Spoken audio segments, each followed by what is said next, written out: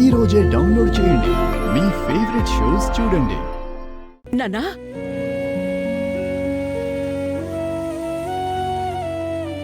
ఏమైంది? ఏంట కన్నీళ్ళు?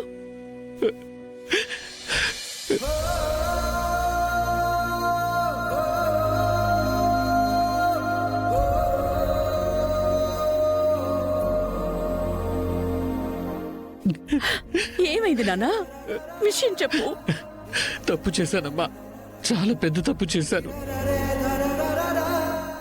శరణ్య పట్ల మృగంలా ప్రవర్తించాను.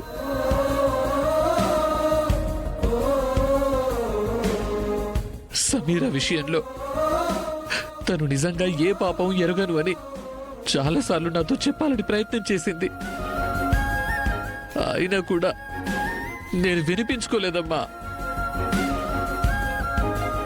సమీర చావుకి తనే కారణం అంటూ దూషించాను. అసహించుకుని అవమానాల పాలు చేశాను. నేను ఇంతగా తనని హింసిస్తున్నా కూడా శరణ్య మాత్రం నన్ను గుండెల్లో దాచుకుని ప్రేమగా పూజిస్తూనే ఉందమ్మా.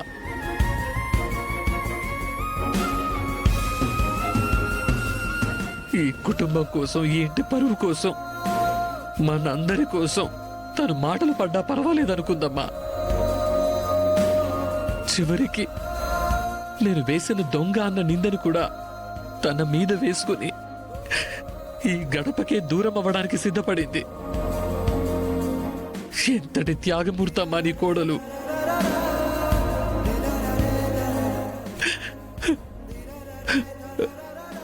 అలాంటి తననా నేను ఇన్ని రోజులు కాదనుకున్నాను. తనతో ఈ జీవితమే నరకం అనుకుని వదిలించుకోవడానికి కూడా ప్రయత్నించాను. నేను రాక్షసున్నమ్మా, నేను రాక్షసుణ్ణి. నాకు అసలు ప్రాయశ్చిత్తమే లేదు. నన్ను క్షమించమ్మా, నన్ను క్షమించు. నేను అలా ప్రవర్తించకూడదమ్మా. నన్ను క్షమించమ్మా, క్షమించు, క్షమించు.